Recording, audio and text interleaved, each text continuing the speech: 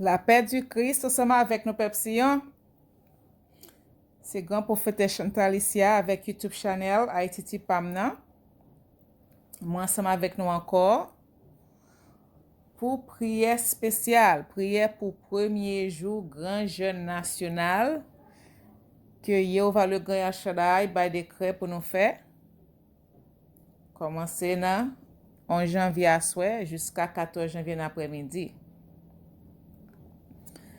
Eh bien, moi salue nous et moi bénis nous dans le très saint nom précieux de Yahushua Mashiach de Nazareth, qui c'est Messie Nazareth là. Et moi demander pour le grand Yehova El Shaddai, continuer bénir nous, garder nous, protéger nous, kembe nous, guider nous, soutenir nous. Et nous demander pour lui ouvrir, pour lui porter attention à prier à ça que nous fait avec jeune ça que lui demande pour nous faire, nous demander pour lui écouter. Priez nous yo, alléluia. Nous demandons pour lui ouvrir cœur, pour quitter abondance de miséricorde, abondance de pitié, abondance d'amour que il gagne pour nous. Nous demandons pour lui quitter le couler sur nous. Alléluia. Nous prions comme ça dans le saint nom précieux de Yahushua Mashiach de Nazareth et dans l'unité du Saint-Esprit du Père et du Fils. Amen. Eh bien, nous demandons pour Saint-Esprit. Alléluia. Pour Saint-Esprit, prend contrôle tout jeune yo, tous les 3 nuits, tous les 3 jours yo. La demandé pour du feu Pentecôte la tomber sur nous, envahir nous, pour bouler tout ça qui pas bon dans nous, tout ça qui pas bon dans le pays nous, tout ça qui pas bon dans ligne famille nous, pour les bouler tout ça qui pas bon dans quartier que nous rete, dans commune nous, dans département nous, dans arrondissement nous, dans tout Haïti pas tout ça qui pas bon. Pour les bouler, pour les convertir nous, alléluia, pour les transformer nous, alléluia, pour faire nous tourner mon nouveau, alléluia. Nous prions comme ça dans le saint nom précieux de Yahushua Mashiach de Nazareth, alléluia, et dans l'unité du Saint-Esprit du Père et du Fils. Nous avons fait prier Yahushua te montrer nous, Papa nous, Yehova, le grand El Shaddai, qui saint, qui était en haut dans le ciel là. C'est pour yo respecter nous, c'est pour yo reconnaître c'est ou qui wa, c'est pour wa yo moins retourner sous terre, c'est pour volonté ou fait sous terre tant qu'on dans ciel là. Pen nous besoin jodi an ba nous di jodi a. Pardonner ça nous fait ou tant qu'on nous pardonner moun qui fait nous qui choy. Pas quitter nous prendre en piège, mais délivrer nous en bas ça qui mal, parce que c'est au même seul qui wa. C'est au même seul qui gagne tout pouvoir. C'est au même seul qui mérite compliment pour tout temps. Amen. Nous invoquons le sang précieux, pur, fort et puissant de Yahushua Mashiach de Nazareth pour lui envahir nous de la tête aux pieds, pour lui envahir ligne famille nous.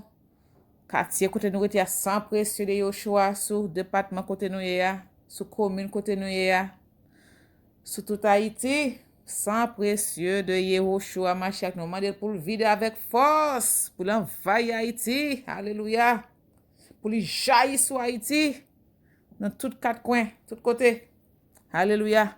Nous demandons pour le sang précieux, pur, fort et puissant de Yahushua, pour lui envahir nous-mêmes, cap jeûner ça, 3 nuits ça, pour lui donner nous force, pour lui nettoyer nous, pour lui purifier nous, pour lui sanctifier nous, pour lui transformer nous, alléluia, pour nous dans tout nous-mêmes, dans l'âme nous, dans l'esprit nous, dans le corps nous, dans la tête nous, dans le cœur, dans tout nous-mêmes, dans toutes les entrailles nous, dans toutes les molécules, dans toutes les cellules corps nous, alléluia.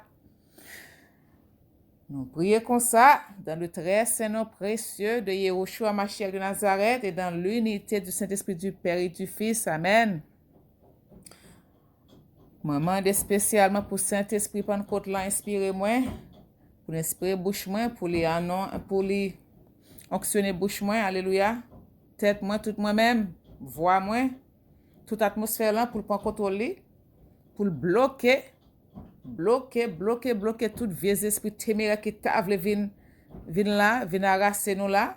Nous il faut que sans précieux Yahushua pour les arraser yo. Nous il faut que sans précieux Yahushua pour les goumer avec yo pour nous. Nous demandons voix sans. Yeah.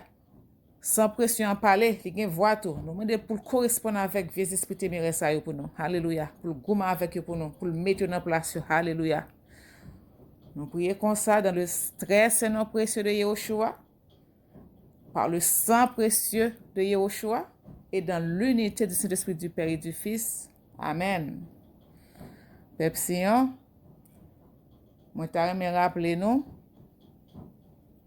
que pas gain manger, pas gain boire pendant jeûne ça. C'est seule communion pour nous prendre. Exception, c'est monde qui fait sucre, monde qui très âgé, monde qui est enceinte qui doit jeûner, mais il a fait avec modération. Et même quand il a mangé, c'est juste pour soutenir koyo. Il pas doit manger viande, pas doit manger bail sucré, pas doit boire bagaille douce, pas doit boire jus, pas doit boire bail gazeux, alcool, OK? C'est juste pour monde qui pas qu'à faire strictement, c'est juste pour soulager. Ce sont des gens qui, monde qui malade, monde qui âgé, très âgé, monde qui enceinte, monde qui fait sucre comme ça, puis souffre besoin soit pour médicament, faut manger pour prendre donc un petit bail tout petit juste pour soutenir quoi, OK? Et puis nous rappelons tout, c'est pour faire bain purification chaque soir, tous les 3 nuits yo. Nous finissons pour fonctionner organes yo, tous les 3 nuits yo. Ensuite communion 3 fois par jour, matin entre 6h à 9h, après-midi après prière 9e l'heure qui c'est 3h de l'après-midi, et puis après entre 6h à 9h. Puis après chaque communion yo, songez, asperger qu'on avec sang précieux Yahushua. Amen. Alléluia. Eh bien, qui lecture n'a fait Pepsi? N'a fait Esther chapitre 3, chapitre 4, 5 et 6. Songez dans Esther, il y a 2 belles prières. Prière Amado Chete fait pour la PTCD, les passé des copies tout tout juif yo, avec prière Esther là. 2 prières ça yo, ils retiré dans le livre créole là. Donc, je suis obligé de faire en français. OK? Et bien, on continue à faire le livre Joël là. Livre Amos, chapitre 2, verset 4 à 16. Amos, chapitre 3, chapitre 4, 5, 6 à 9. Livre Jonas. Ensuite, Genèse, chapitre 18, verset 16 à 33. Ensuite, Genèse, chapitre 19, côté Abraham a intercédé pour sauver Sodome. Et bien, dans toutes les petits ça yo, nous voyons ces intercessions qu'a fait, ces jeunes qu'a fait, côté ennemi en voulait touyer nous, et puis côté péché nous, pour péché nous voulait touyer nous, et puis ça a augmenté colère Jéhovah. Donc, le décrété pour nous faire jeûne ça, donc, nous obéissons à faire, comme le dit dans Joël, peut-être, la gain compassion pour nous, il parle fin avec nous net, il descend pour venir juger nous, parce qu'il a jugé Kali avant. Alléluia. Eh bien, ok, Pepsi, on a commencé avec Esther chapitre 3. Aman sorti pour faire touyer juif yo. Quelques temps après ça, roi Assyris mette un homme qui te rele Aman dans une grosse position. Li nommé le chef sous tout l'autre chef dans pays après roi. Aman sa te petit Amedata, moun famille roi Agag. Roi passe l'ordre pour tout employé gouvernement li mette à genoux, baisse tête yo jouk à terre devant Aman pour montrer gens yo respecter. Tout employé yo te fait ça vrai, excepté Madoché qui te refusé faire bagay comme ça. L'autre employé yo mande Madoché pour qui ça li tap désobéi l'ordre roi te bay la. Chaque jour, yo te derrière pour te conformer. Mais li te refusé écouter yo. Li explique yo c'est juif lié, li pas capable baisser tête li jou ka terre devant Aman. C'est comme ça monsieur yo al di Aman ça pour yo wè si li pas tap di Madoché rien. Le Aman wè Madoché te de refusé ni mette à genoux ni baisser tête li jou ka terre devant li le la passé, li offisqué. Le li vin konnen même se juif Madoche te ye, li fe l'idée c'est pas Madoche seulement la pini. La organize l pou touye dernier crash juif ki nan pays wa Assyris la. Le sa, wa Assyris tap marché sous 12 ans depuis li tap gouverne. Nan premier mois Nisan nan, Aman mande yon divino fel konen ki jou ak ki mois ki pi bon pou l fè sal te vle fè a. Se kon sa yo tombe sous 12e mois Adar. Le sa, Aman al di wa, mon wa, gen yon ras moun ki gaye nan tout peyi wa gouverne yo. Mon wa, gen yon ras moun ki gaye nan tout peyi wap gouverne yo. Yo tout partout nan mitan pep yo, men yo viva pa. Mes pa yo pa même ak mes lot pep yo. Le fini, yo derefize obéi l'od ou bay yo. Li pa ta bon pou wa fè men jel sou sa. Si wa ta vle, li ta bay l'od pou yo touye yo. Si wa fè sa, map ramase 375 tonnes argent nan men employé l'État yo m'a mette nan caisse wa. Wa bali carte blanche. Li wete gros bag ki nan droite li a bay Aman, petit garçon Amedata, moun ras Agag la, ki pat vle we juif yo. Epi wa dil kon sa. Mwen ba ou pep sa ansam ak riches li yo. Fè sa ou vle ak yo. Kon sa, nan 13e jou, premier mois, Aman fè rele tout sekretè wa yo, li ba yo yon publikasyon pou yo mette nan lang chak peyi, jan yo ekri lang lan nan peyi ya. Le fini, li bay lot pou yo voyel bay tout prefè wa, tout gouverneur provinsyo ak tout chef lot pep yo.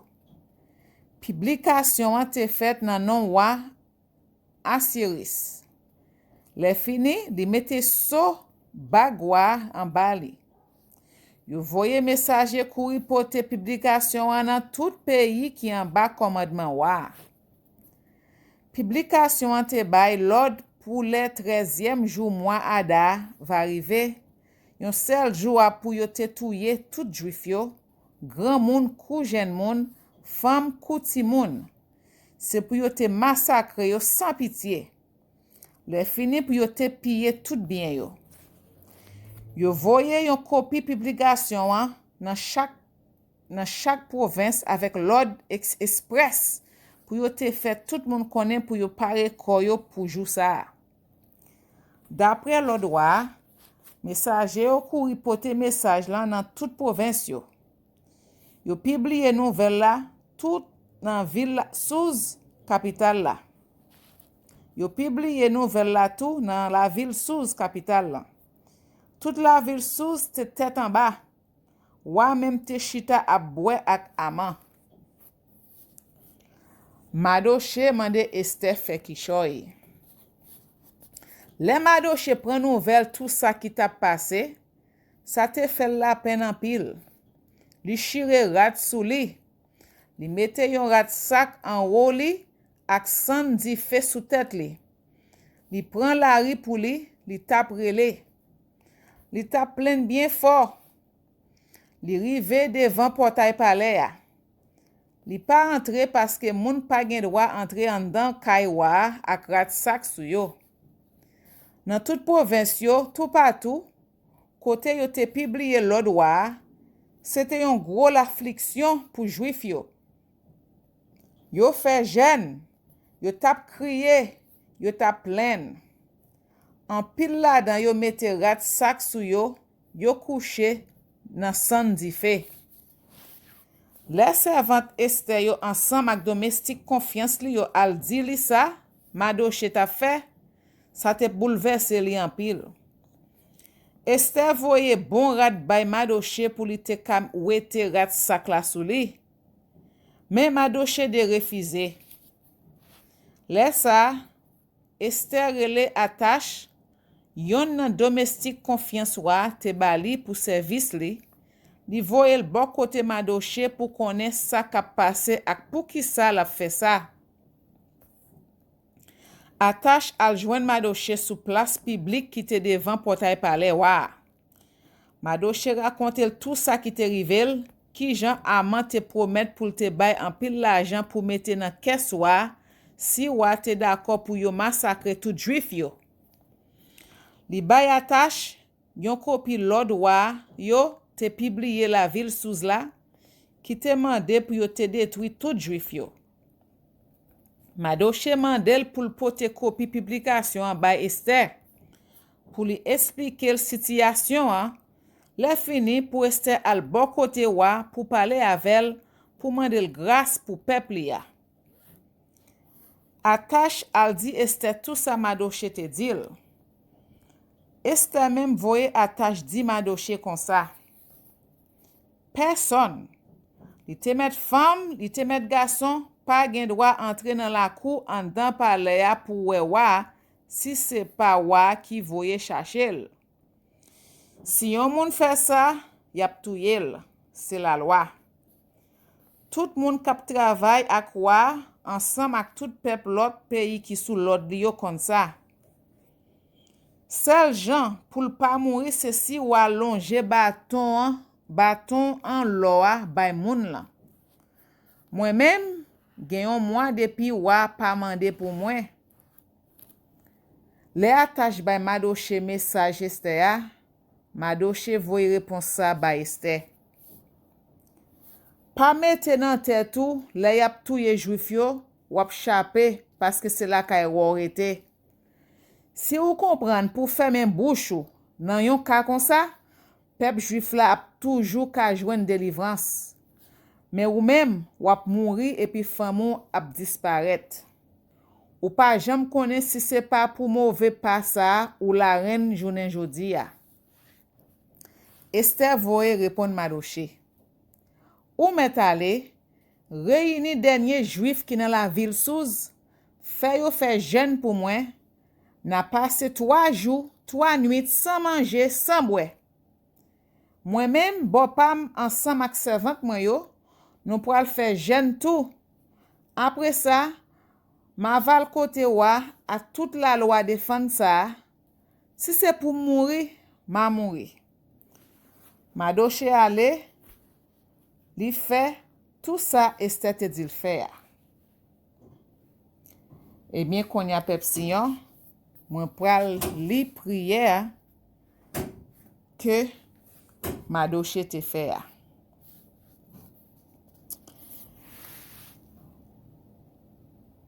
Madoché se retira et fit tout ce qu'Esther lui avait ordonné.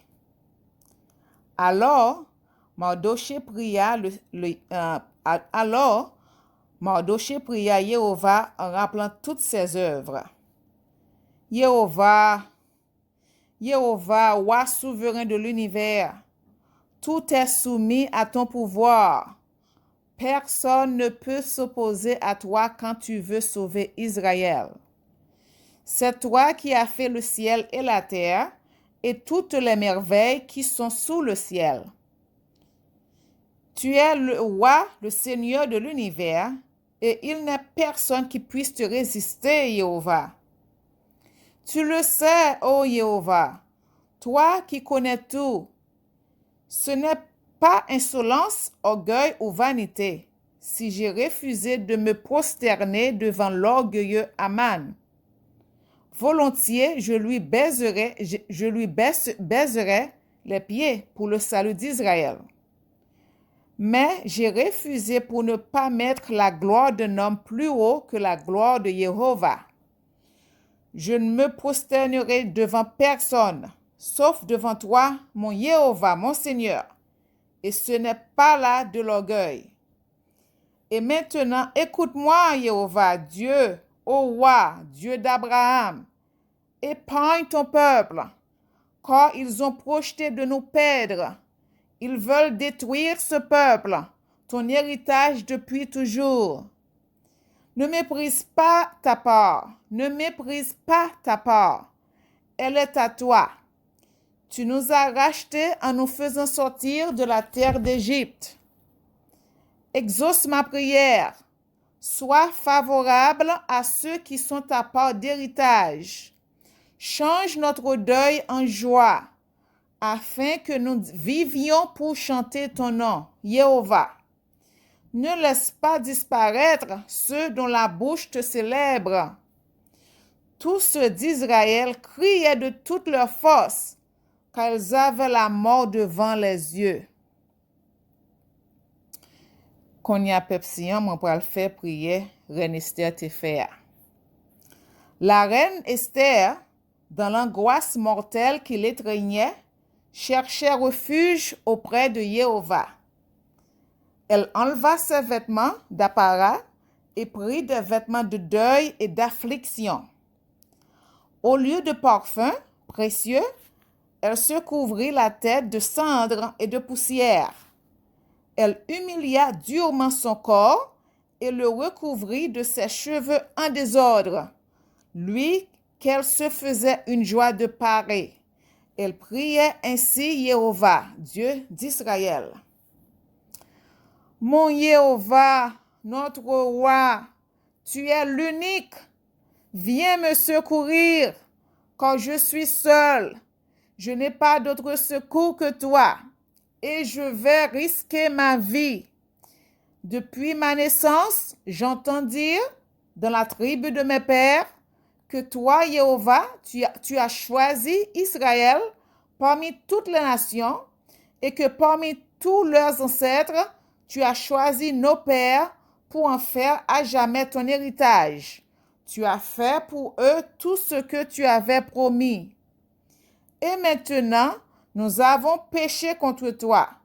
Tu nous as livrés aux mains de nos ennemis parce que nous avons honoré leur Dieu. Tu es juste, Jéhovah.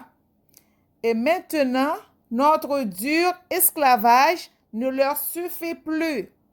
Ils ont fait un pacte avec leurs idoles pour abolir ce que ta bouche a promis.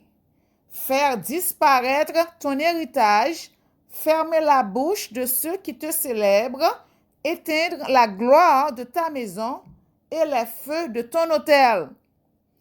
Pour que s'ouvre la bouche des nations, que soient célébrés les mérites des faux dieux et qu'à jamais soit magnifié un roi de chair, un roi de chair. Ne livre pas ton sceptre, Jéhovah, à ceux qui n'existent pas. Que nos ennemis ne se moquent pas de notre chute. Retourne contre eux leurs projets. Du premier de nos adversaires, fais un exemple. Souviens-toi, Jéhovah. Fais-toi connaître au jour de notre détresse. Donne-moi du courage, toi, le roi des dieux, qui domine toute autorité. Mets sur mes lèvres un langage harmonieux quand je serai en présence de ce lion et change son cœur, qu'il se mette à détester celui qui nous combat, qu'il le détruise avec tous ses partisans. Délivre-nous par ta main. Viens me secourir car je suis seul et je n'ai que toi, Jéhovah. Tu connais tout et tu sais que je hais la gloire des impies, que je n'ai que dégoût pour la couche des incirconcis et celle de tout étranger. Tu sais la contrainte où je suis, que j'ai du dégoût pour l'orgueilleux emblème qui est sur ma tête au jour où je parais en public. Il m'inspire du dégoût comme un linge souillé et je ne le porte pas les jours où je me repose. Ta servante n'a pas mangé à la table d'Aman, ni honoré les banquets du roi, ni bu le vin des libations. Ta servante n'a pas connu la joie depuis le jour de son élévation, si ce n'est auprès de toi, Jéhovah, Dieu d'Abraham. Ô Dieu, qui a pouvoir sur tous, écoute la voix des désespérés. Délivre-nous de la main des méchants et délivre-moi de ma peur. Eh bien, ça c'était prière Esther te fait. N'a continué pepsion dans chapitre 5 livre Esther là, en créole. Esther invite wa ak Haman la Kaili. Sous troisième jour, songez tap jeûner, OK? Sous troisième jour, Esther mette rad la reine li sou li, l'aller li camper dans la cour en dedans palais devant salon wa. Wa te chita sous fauteuil li en dedans salon en face porte pour entrer ya. Le wa ouais la reine Esther camper de wa, ça te fait quel content. Li longe bâton en l'or qui te nan men lan bali. Esther entre, li manye pointe bâton. Wa mandel, ça qui gagne la reine Esther. Ça ou besoin? Ou te met mande moitié nan pays ya, m'a ba ou li. Esther répond li. Si ça fait wa plaisir, moi ta reme wa vini ensemble ak Haman nan yon ti fête m'a fait pour li la kay mwen aswe. La même wa di, couri vite al chercher Haman pour nal kay Esther qui invite nous. C'est comme ça wa aller dans ti fête Esther te fait pour li a ensemble ak Haman. Pendant yo tap boire di vin, wa mande Esther comme ça. Dim ça ou vle m'a ba ou li. Ou te met mande moitié dans pays ya, m'a ba ou li. Esther répond ni dit comme ça. Ça m besoin, ça m ta mande ou. Si wa content avem, si c'est plaisir li pour li ban ça mwen vle ya, pour li fait ça m mande l fè ya, mwen ta reme wa ensemble ak Haman vini demain la kay mwen pour yon lot ti fête m'a fait pour li ensemble ak Haman. Laisse ça m'a dit mon wa ça m besoin. Konya, Haman fait plan pour touyer Madoché. Jou ça, le Haman sorti dans fête là, li te content, li ta pris ak tout moun. Mais le li rive bo potay pale ya, li we Madoché pa même fait yon rimay levé le la passé. Li mauvais en pile sous Madoché. Mais li pas quitter moun we ça et puis la kay li. Le fini, li fait chercher zanmil yo et puis li mande madame li Zeres pour li vini tout. Haman commence parler devant yo. Li di yo, Jean li riche, Jean li gen l'argent, combien petit garçon li genyen, Jean wa te monte le grade, li te mette le chef en tout l'autre chef ak tout l'autre monde k'ap servi dans gouvernement. Le fini li di, ça qui pi red, la reine Esther fait fête pour wa, qui le sou kwa li invité? Moi-même assez. Personne encore. Mais li invité pour demain encore. Mais tout ça, pas dit rien. Tout autant, ma wè juif yore le Madoché a chita nan pa pot pale wa. Le ça, Zeres madame li ak tout zanmil yo dil kon sa. Pour qui ça ou pas fait yo camper yon poto 75 pieds hauteur dans la cour la kayo? Demain matin, wa mande wa pour yo prendre Madoché dans poto wa. Après ça, wa val nan fête la ak ke content. Haman ouais c'était un bon l'idée yo te bali là. Il fait camper yon poto 75 pieds hauteur dans la cour la kayle. Esther chapitre 6. Wa fait rele vive Madoché. Même jour lan nuit ça, wa pat ka dormi. Li fait yo pote archive gouvernement côté yo te écrit tout ça qui t'est passé dans pays ya nan tan longtemps. Li fait yo li la dan pour li. Nan sa yo li ya, te gen yon portion côté yo te raconté ki Jean Madoché te découvri complot de nan domestique confiance wa, Bigtan ak Teresh qui t'a fait poste devant chamwa te monté pour yo assassiner wa. Wa mande, qui ça yo te fait pour Madoché le ça? Qui ça yo te bali pour ça? Monsieur qui te là observe wa répond. Yo pas de fait rien pour lui non? Wa mande, qui laisse nan chef yo qui dans la cour palais ya? Laisse ça Aman te fin qu'entrer dans la cour palais ya. Il te vin mande wa pour te fait prendre Madoché dans poto li te pare ya. Monsieur yo répond, Aman là oui, l'a espéré ou dans la cour wa. Wa di, fais l'entrée. Le Aman entre, wa di l kon sa. Ki pi bel bagay m'ta fait pour yon moun mwen ta reme remercier pour service li rend mwen. Aman di nan kel, pa gen lot moun wa ta reme remercier pase mwen même. Et puis li di wa, yon moun ou ta reme remercier pour service li rend nou, eh ben, fè yo pran yon nan bel rado kon mette sou pour te bay moun sa. Pran chwalou kon monte ak tout couronne lan sous tête li. Choisi yon nan pi go chef ou yo. Fè la labye moun sa ak radwa. Le fini, la fèl monte sou chwal la. Et puis la promenen lan toute la ville la sous place publique la.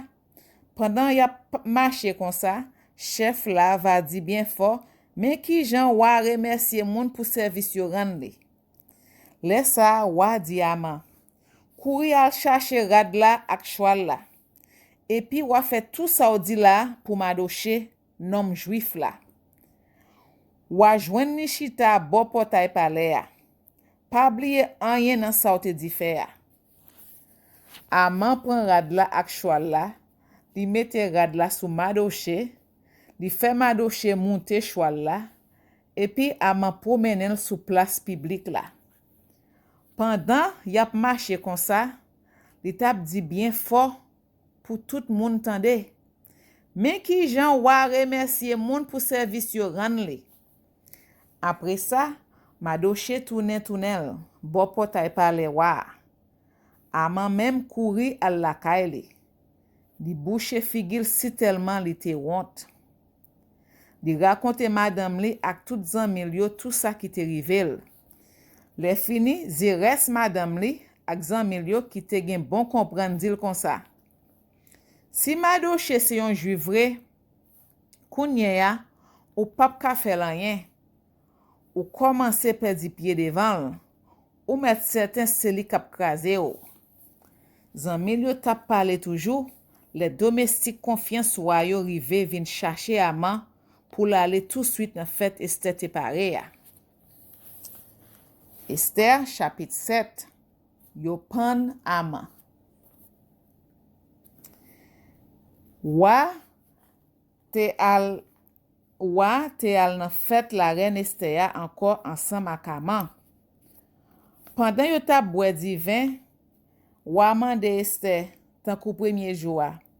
Dim sa ou vle, ma ba ou li. Ou te met mande moitié nan pays ya, ma ba ou li. Esther répond li, si wa kontan avem, si se plezi li pou li ban mwen sam vle ya, tan pri sauve la vim ansam ak la vi pep mwen. Se sa se mwen mande ou, paske yo vand nou, mwen même ansam ak tout pep mwen, pou yo ka massacre nou, touye nou, disparet nou net.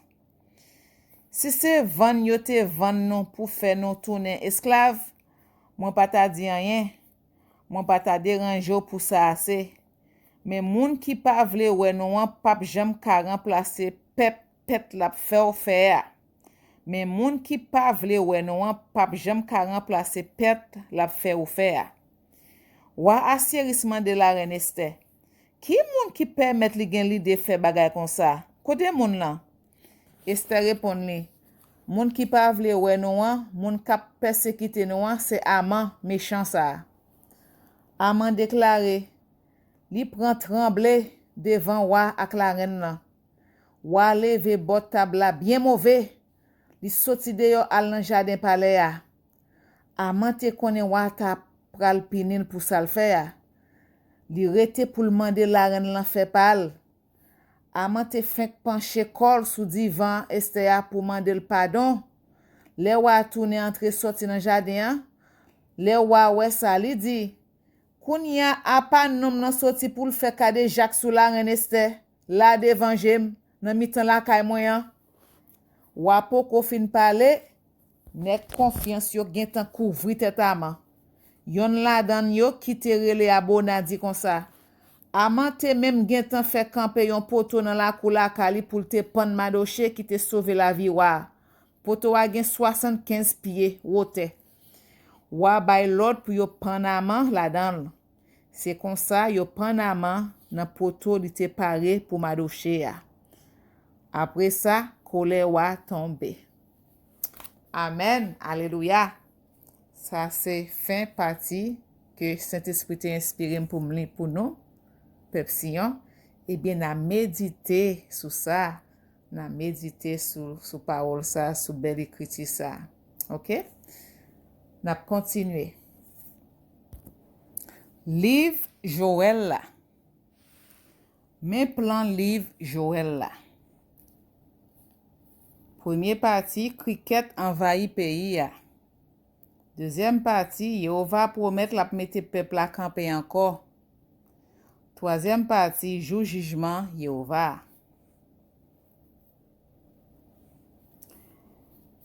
Joël, chapitre 1. Même message, Yehova te bay Joël, petit garçon pétuel là. Moun a plein cricket envahi pays ya.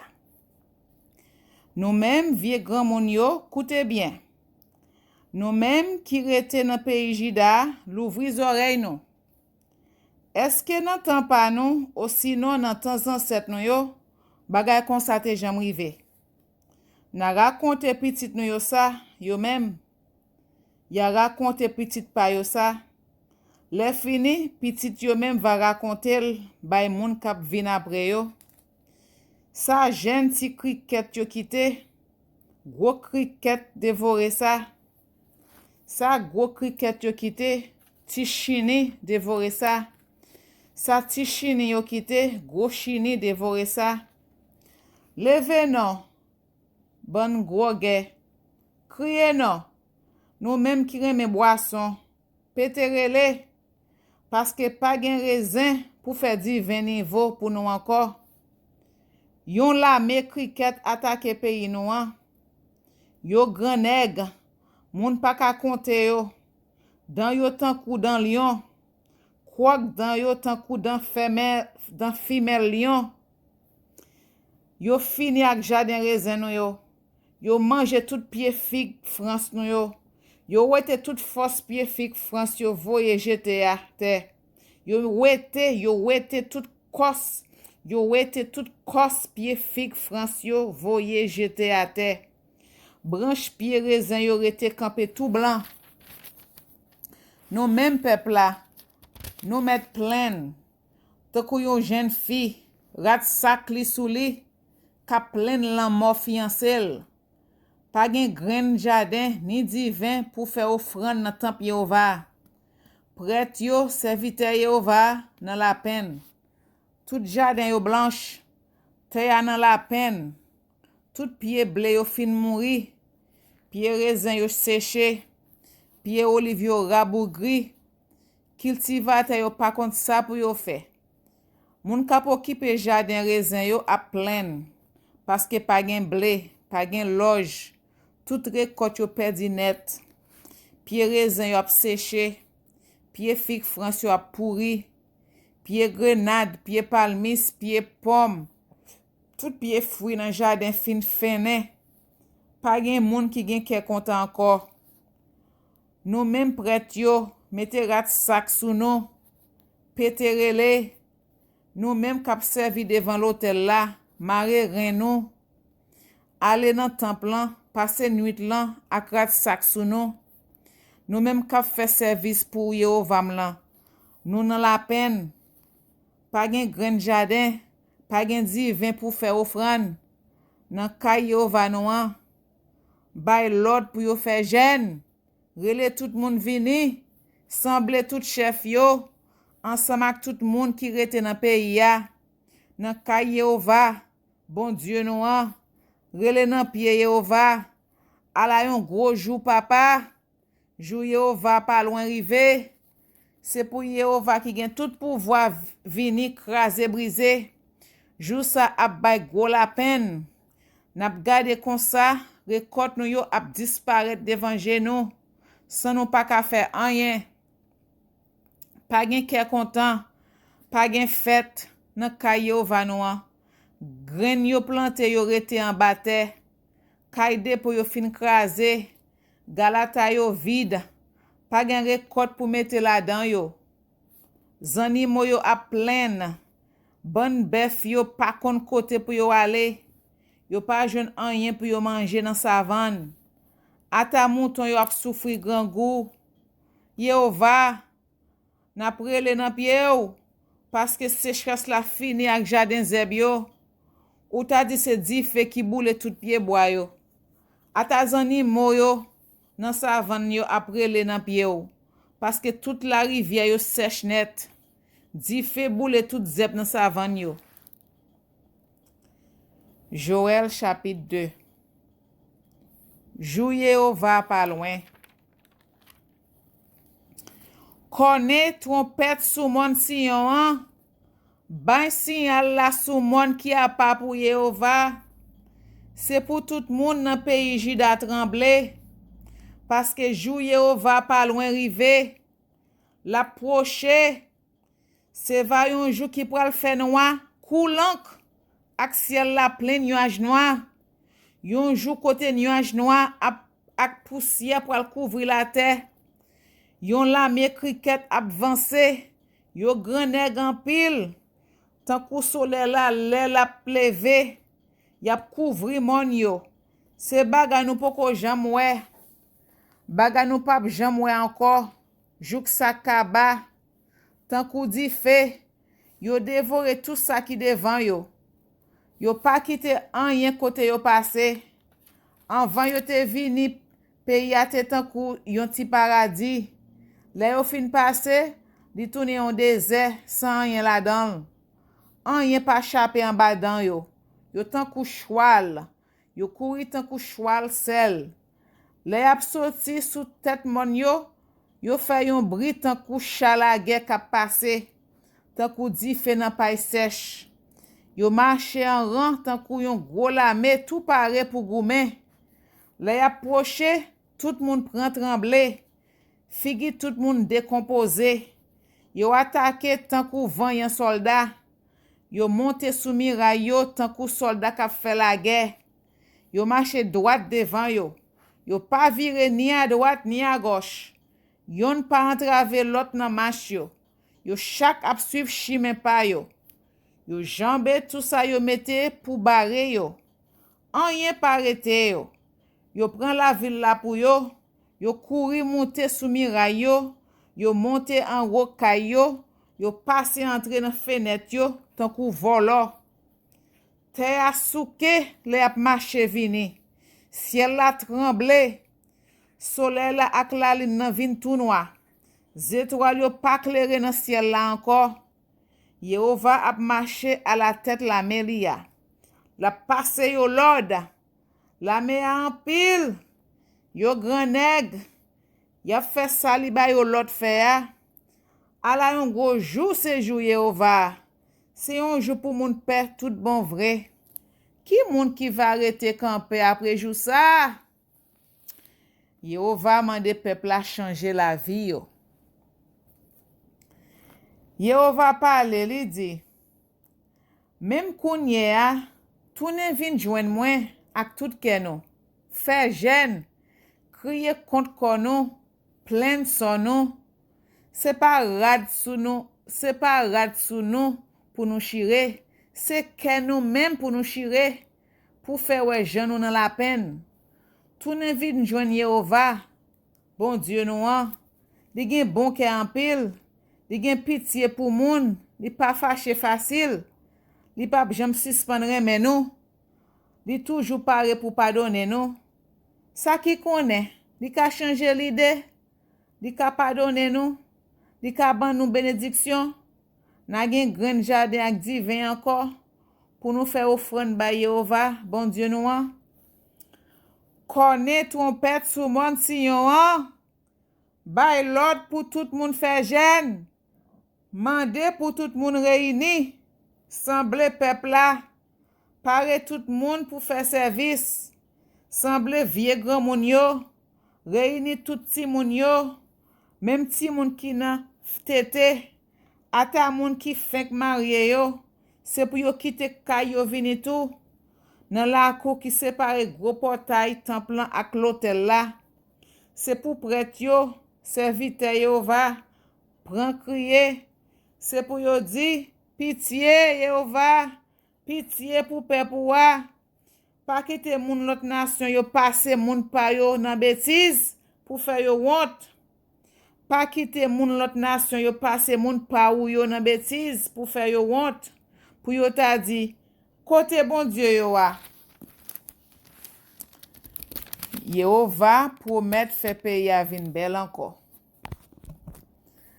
Laisse ça, Yehova fait ouais Jean li reme pays li a, li fait peuple li a grâce. Li répond, li dit peuple la comme ça. Bon, moi pral ban nou blé, divin ak l'huile frais. N'a gen tout ça n'a besoin. Moi pas jamais quitter moun l'autre nation yo passe nous dans bêtise encore. Moi pour chasser la me cricket là bien loin nous. Oui, la me cricket qui te sorti dans nord. M'a voye yo aller dans désert. Côté qui pa gen de l'eau, côté qui pa gen pied bois. Tête la me cricket yo va prendre direction la mer qui sous bord soleil levé a, la mer mourir. Que la me cricket yo va prendre direction la mer qui sous bord soleil couché a, la mer Méditerranée a. Cadavre yo pral pourri. Y a bay mauvais sant. Yehova fait en pile bagay pour nous. Nous même jardin yo, nous pas besoin payer encore. Fait fête. Fait que nous content parce que Yehova fait en pile pour nous. Nous mêmes animaux dans savane yo, nous pas besoin payer encore. Jardin zeb yo pral pousser bien belle. Pied bras yo pral donner. Pied fig France yo ak pied raisin yo pral bay belle récolte. Nous même moun Sion yo fait fête. Fait que nous content pour être ça. Yehova bon Dieu nous en fait pour nous. Li ban nous quantité la pluie nous te besoin dans saison l'automne. Li ban nous gros la pluie l'oreille. Ak la pluie dans saison printemps. Li bon me commence encore. Li ban nous quantité la pluie nous te besoin dans saison l'automne. Li ban nous quantité la pluie nous te besoin dans saison l'automne. Li ban nous gros la pluie l'oreille ak la pluie dans saison printemps. J'en te kon fait avant. Glaci yo pral plein graine, barrique yo pral plein divin ak l'huile frais. Ma ban nous encore tout ça nous te perdi. Pendant tout temps, ban gros cricket yo, ti chine yo, ak gros chine yo te dévoré récolte nou yo. C'est moi-même qui te voye la me ça sous nous. Nous pral manger plein ventre nous. N'a fait louange Jéhovah, bon Dieu nous an, qui te fait toute belle bagay sa yo pour nous. Yo pa jamais passe peuple moi en bêtise encore. Laisse ça, n'a connaît, moi camper là dans mi-temps peuple Israël là. C'est moi-même Jéhovah qui bon Dieu nous. Pas gen tan koum, yo pa jamais passe peuple moi en bêtise encore. Jou Jéhovah. Après ça, m'a vidé l'esprit moi sur tout monde. Petit garçon ak petite fille nou yo va bay message ma bayo. Grand moun nou yo va faire rêve. Jeune moun yo va gen vision. Oui, laisse ça, m'a vidé l'esprit sur tout monde. Ata sou moun kap travail la kay nou, fille ou garçon. Ma pral fè merveille paraître dans ciel la ak sous la terre. Va gen sang di fè ak gros nuage la fumée. Soleil la pral vin tout noir. La lune nan pral vin rouge coussant. Avant jour Yehova va arriver. Ah, c'est va yon gros jour. Yon jour k'ap fè moun trembler. Laisse ça, tout le monde qui va rele dans pied yo va sauver. Parce que sous monde Sion, ak dans la ville de Jérusalem, va gen monde qui va chaper. Jean yo va te dire là, oui, tout le monde yo va choisir, c'est yo qui va chaper. Alléluia. Joël chapitre 3. Yehova a jugé nation yo. Yehova dit encore, laisse ça, jou sa yo, m'a fait pays Juda ak la ville Jérusalem camper encore. Après ça, m'a semblé toute nation yo, m'a fait yo descendre dans fond jugement Yehova. C'est la même pral juger yo. C'est là moi pral juger yo. Pour tout ça yo fait Israël. Peuple moyen, moun pam yo, parce que c'est yo qui te gaye moun peuple Israël yo dans mi-temps l'autre nation yo. Les fini, yo te séparé pays moyen. Yo te tiré au sort pour connaître pour qui moun prisonnier yo a pied. Yo te vend ti garçon yo pour yo te ka gen l'argent pour aller dans jeunesse. Yo te vend ti fille yo pour yo te ka gen l'argent pour acheter boisson. Les fini yo bois jouk yo sou. Nous même moun la ville Tyr ak moun la ville Sidon, ça n'a cherché femme comme ça. Nous même tout qui rete dans toute zone pays Philistia, c'est chercher femme payer pour ça m'te fait nous. Si nous voulons tirer revanche sur nous, si nous voulons tirer revanche non sur moi, eh ben, avant nous battre genou, m'a fait nous payer ça. Nous te prend tout argent ak tout l'homme yo, nous porte toute belle gros richesse yo aller dans temple yo. Nous prend moun pays Juda yo ak moun la ville Jérusalem yo, nous mène au bien loin pays yo, n'al vend yo bay moun pays la Grèce. Kounye ya, moi pral fè yon sorti côté nous te vend yo. Kounye ya, moi pral fè yon sorti côté nous te vend yo a. Moi pral fè nou ça nous te fè yo a. Moi pral vend petit garçon ak petit fille yo. Moi pral lage yo nan même moun Juda yo. Moi pral lage yo nan même moun Juda yo. Yo même yo pral vend yo bay Sabéen yo qui rete dans yon pays bien loin. C'est moi-même Yehova qui dit ça. Marché fait publication ça dans mi-temps toute nation yo. Pare nous pour n'al faire la guerre pour Yehova. Rele tout vaillant garçon yo, semble tout soldat yo, fait yo marcher prend yo. Prend lame fait qui dans chari nou yo. Fait épée, prend couteau digo nou yo. Fait foin ak yo.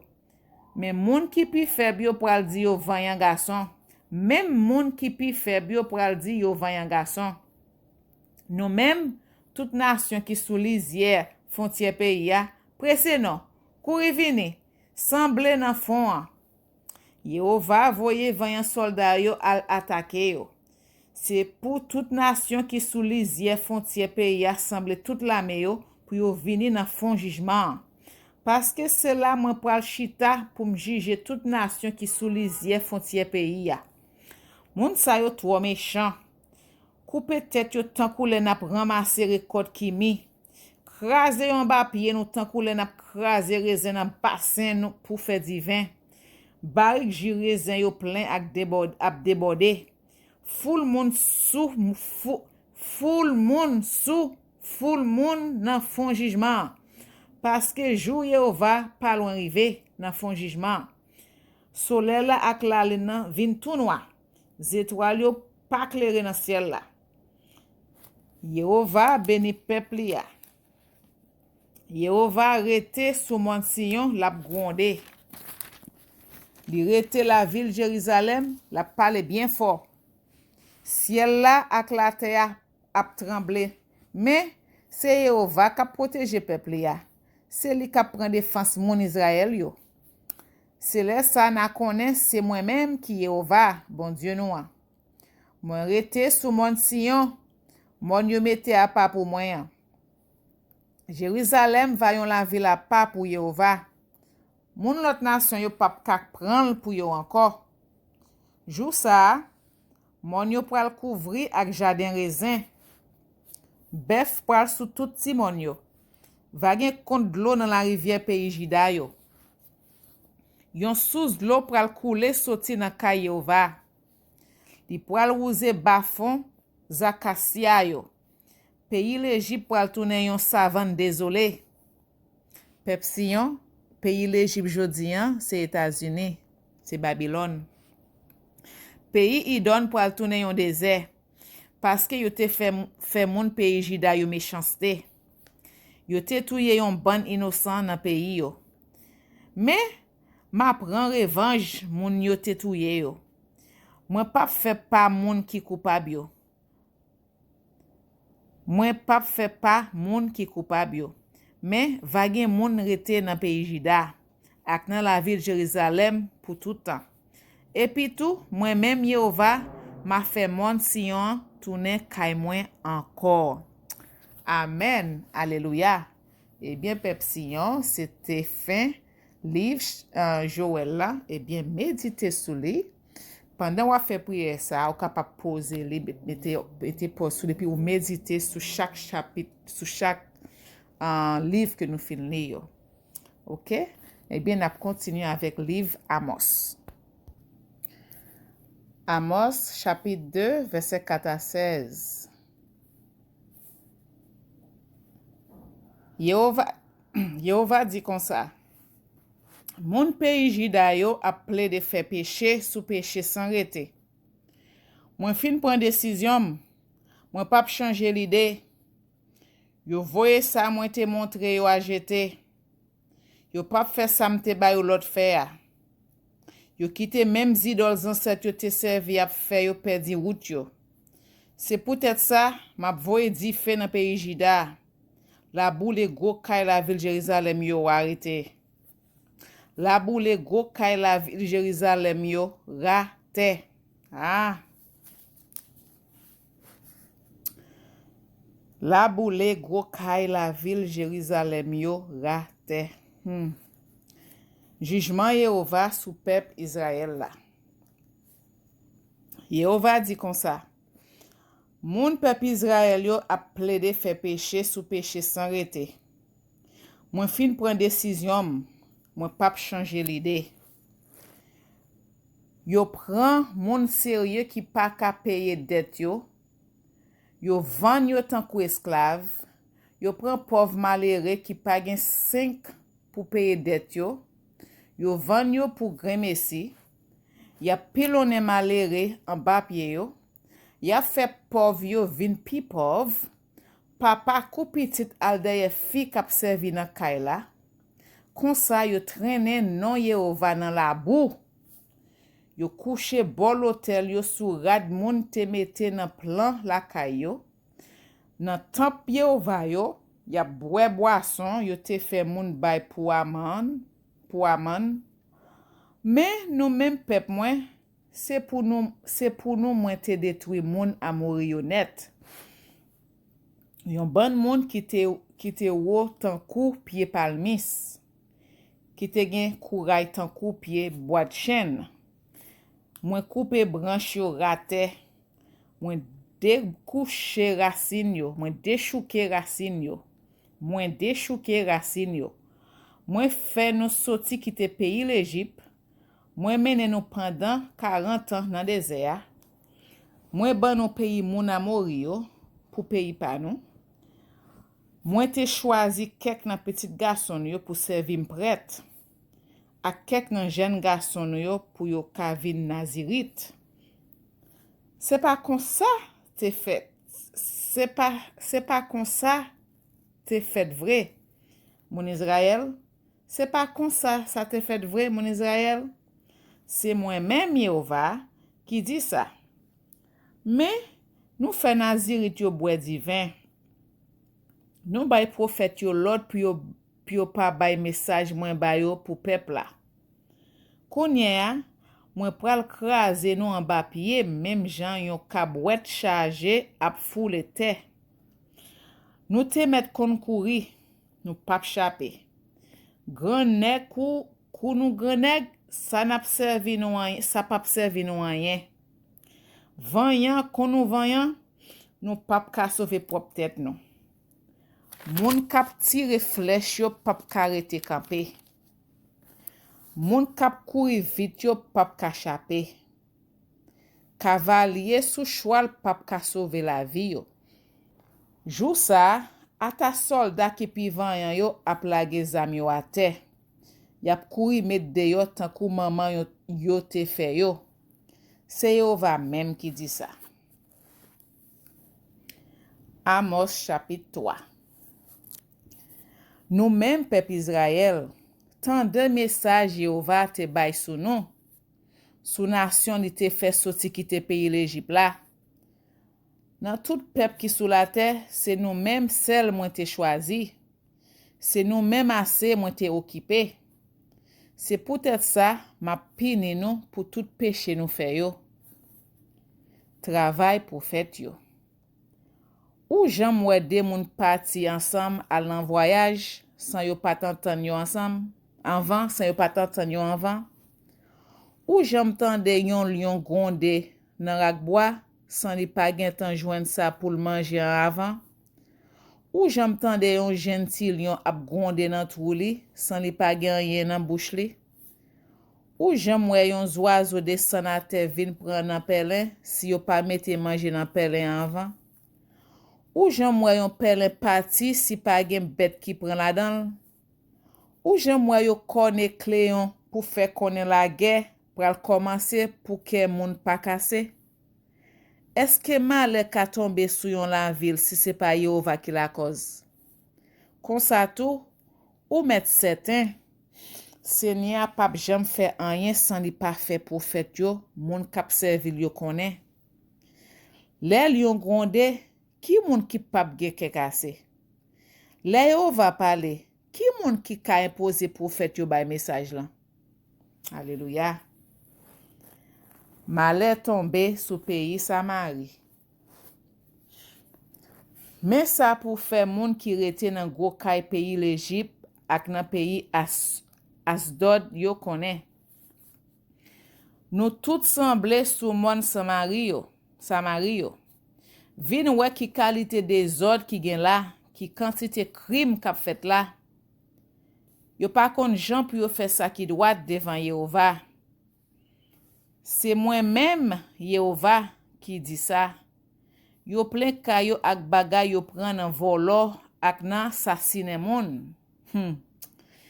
C'est ça qui fait, mais ça Yehova, bon Dieu a dit. Yon l'ennemi gen pour vin sene pays ya. La crase tout fort k'ap protège yo. La pille tout gros kayou yo. Yehova dit comme ça. La yon lion fin dévore yon ti mouton. Tout sa gado a resi sauvé se rek de piel ak yon ti mou sous oreille. Kon sa tout, se de toi nan moun peuple Israël qui rete la ville Samarie yo kap sauvé. Yo même qui rete nan yon ti coin kay sou yon morceau cabane. Koute bien. Averti petit Jacob yo. Mais ça Yehova, bon Dieu qui gen tout pouvoir dit. Les jours arrivent pour m'pini peuple Israël là pour pécher yo, m'a détruit tout l'hôtel qui dans la ville Bethel là. Quand l'hôtel yo ap cassé, y ap tombé à terre. M'a détruit kay yo fait pour saison Freddy ak kay yo fait pour saison chalet. M'a démoli kay yo fait ak ivoire yo raté. Tout gros kay yo pral disparaître. C'est Yehova même qui dit ça. Amos chapitre 4. Nous même gros femmes pays Samario, nous gras tant kou maman bœuf bazan, n'a maltraité malheureux yo, n'a pesé pauvre yo, et puis n'a dit mari nou yo pote divin ban nou bois. Koute ça Yehova dit. Yehova c'est yon moun apa. C'est yon bon Dieu tout bon. Li fait serment sous tête li. Li dit comme ça. Yon jou gen pour rive, yap fouene nou tan kou poisson qui prend nan zin. Yap pote nou tout ale. Yap fait nou passer nan trou qui nan miraille là. Deux pieds devant, yon après l'autre. Y a voye nous jeter dehors. C'est Yehova même qui dit ça. Israël de refuser tourner vin joindre Yehova. Yehova dit comme ça. Nous-mêmes, peuple Israël, c'est ça. Monter dans le temple la ville Bethel yo, al fait péché. Aller la ville Gigal, péché contre nous. Chaque matin, mener bête pour yo touye tant kou offrande ba Yehova. Chaque 3 jours, pote la dim nou. Allez non. Offri pain nou ba Yehova pour dire merci. Marcher dit tout partout, je nous fais offrande ak tout kè nou ba Yehova. A pas comme ça, nous remen fait, peuple Israël. C'est Yehova même qui dit ça. C'est moi-même qui te fait grand goût tomber sous toute la ville nou yo. Qui fait nous pas de ka joindre manger la caille nou. Malgré ça, nous pas tourner vin joindre moi. C'est Yehova même qui dit ça. Les jardins nous t'a pral pote récolte, moi pas quitter la pluie tomber. Moi voye la pluie sous yon la ville, moi te fait yon lot rete sans yon grain la pluie. Yon jardin joine la pluie, yon lot même ap mouri. Moun sorti nan détour la ville, aller dans yon la ville, dans voisinage al mande de l'eau. Mais pas de gen assez pour yo tout boire. Malgré ça, nous pas tourner vin joindre moi. C'est Yehova même qui dit ça. Moi voye yon vent chaud, kou di fe boule tout récolte yo. Cricket vet manger tout jardin nou yo ak tout pied raisin nou yo. Tout pied figue France nou yo ak tout pied olive nou yo. Malgré ça, nous pas tourner vin joindre moi. C'est Yehova même qui dit ça. Moi voye malheur sous nous tant kou malheur moi te voye sous pays l'Égypte là. Moi touye jeune garçon nou yo dans la guerre. Moi te prend tout choual nou yo mené aller. 100 cadavres monté nan nen nou, tout côté nou rete ya. Malgré ça, nous pas tourner vin joindre moi. C'est Yehova même qui dit ça. Moi détruit kek nan nou. Même Jean moi te détruit moun Sodome ak moun Gomorrhe yo.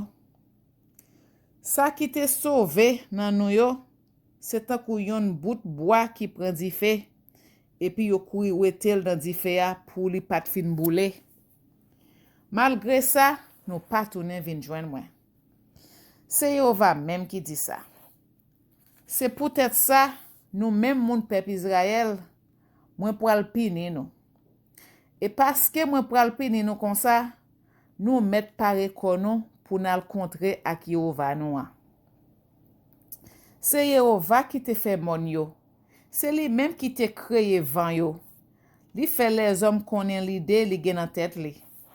Li fait la journée sorti dans la nuit, la gouverner sur toute la terre. C'est peut-être ça, mais Jean yorelel Yehova, bon Dieu qui gen tout pouvoir. Amos chapitre 5. Tournez vin joindre Yehova. Nous-mêmes, mon peuple Israël, koute chanter m'a chanter dans la peine moins gen pour nous. Peuple Israël là tant kou yon jeune fille, li tombe, li pa jam lever encore. Mais li couché à terre. Pas gen personne pour balmer. Yehova dit comme ça. Layon la ville dans pays Israël la voye 1000 soldats dans la guerre, c'est 100 assez qui tourne. Layon l'autre la ville voye 100, c'est 10 assez qui tourne. Yehova parler ak peuple Israël là, li dit comme ça.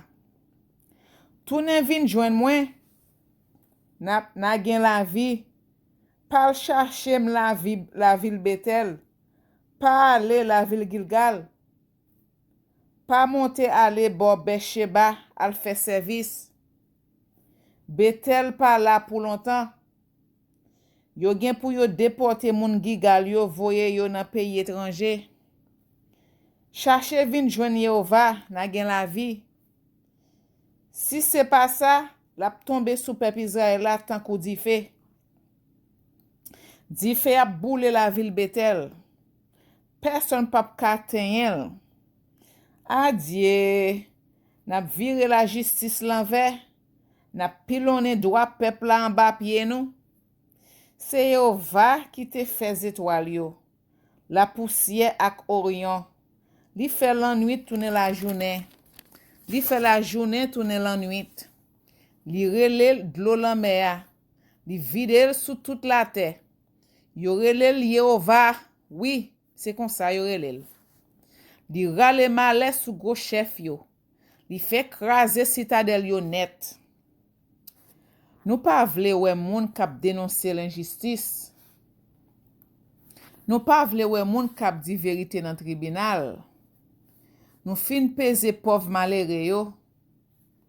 Nous force yo ban nou nan récolte jardin yo. C'est peut-être ça nous pas prêter dans bel gros kay en roche nous bâti yo. Ni nous pas boire di vin qui fait ak raisin qui sorti dans bel jardin nous te planté yo. Moi connais tout, j'en péché nous faire yo gros en pile.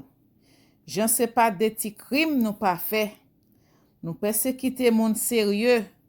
Nous prend l'argent dans même monde k'ap acheter figi nous. Nous imposer pauvre malheureux yo joindre justice, nous imposer pauvre malheureux yo joindre justice dans tribunal. C'est peut-être ça, yon monde qui gen comprendre, c'est je ouais bouche pe. Tant trop mauvais de yo a. Chercher faire ça qui bien pour nous ka vivre. Pas faire ça qui mal. Le ça, Yehova, bon Dieu qui gen tout pouvoir, va camper avec nous Jean n'a plaidé dit là. Raï ça qui mal, remet ça qui bien. Pas quitter yo fait l'injustice dans tribunal. Nous pas jamais connaît. Yehova ka gen pitié pour ti reste qui rete dans petit Joseph yo. C'est peut-être ça. Mais ça Yehova, bon Dieu qui gen tout pouvoir dit. Moun pral marcher dans toute la rue, yo pral rele dans tout carrefour. Mes amis, qui la peine ça? Yo pral rele tout moun vin nan la moa. Ya fait chercher moun qui kon rele yo pour yo vin kembere la. Dans tout jardin moun a plein.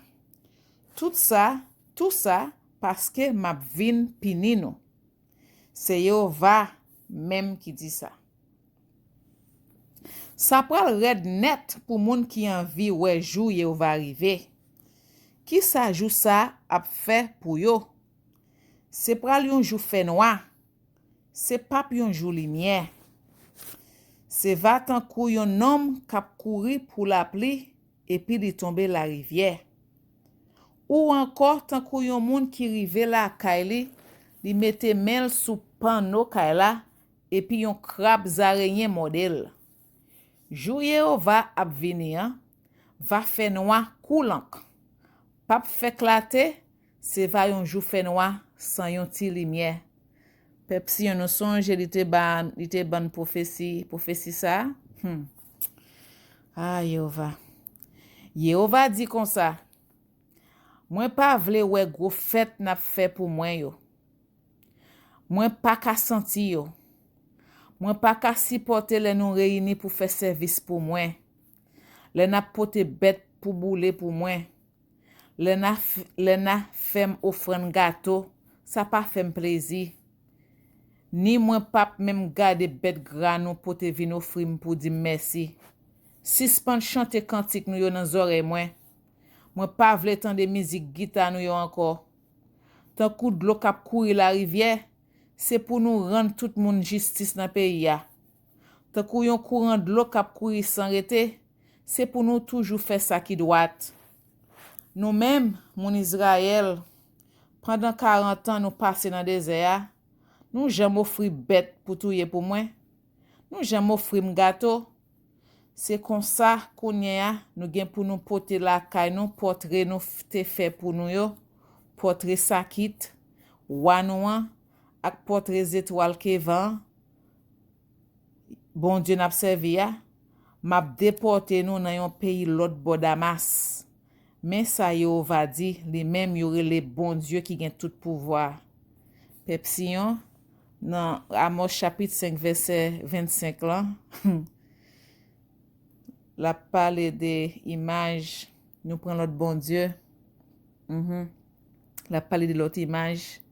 Il dit, dans verset 26, il dit, c'est comme ça qu'on est à nous pour nous porter la caille, nous portrait, nous te fait pour nous yo, portrait sakit, wanouan, ak portrait étoile qui va, bon Dieu n'a observé, hein, on connaît? Faux Dieu, faux image, statue, créole parler, haïtien comprendre. Si nous gen idole ça yo la caille, nous, si n'a béré toujours dans que nous attaché avec eux toujours, voyez jeter boule yo. OK? C'est parce que esprit qui des images ça yo, esprit qui des statues ça yo envoûté que nous. Attention Pepsi, il va pas vle ça, ils sont Dieu jaloux. Il pas vle pour nous gagner l'autre bon Dieu, c'est celle lui même pour nous servir. Réli, reméditer sur 10 commandements, réexaminer conscience nous. Alléluia. Amos chapitre 6. Amos ouais malais pour peuple Israël. Ça pral red net pour moun k'ap mène la vie douce dans pays Sion. Pour moun sou moun Samari qui croit pas gen danger pour yo. Yo passé pour l'élite dans pays Israël. Premier pays sous la terre.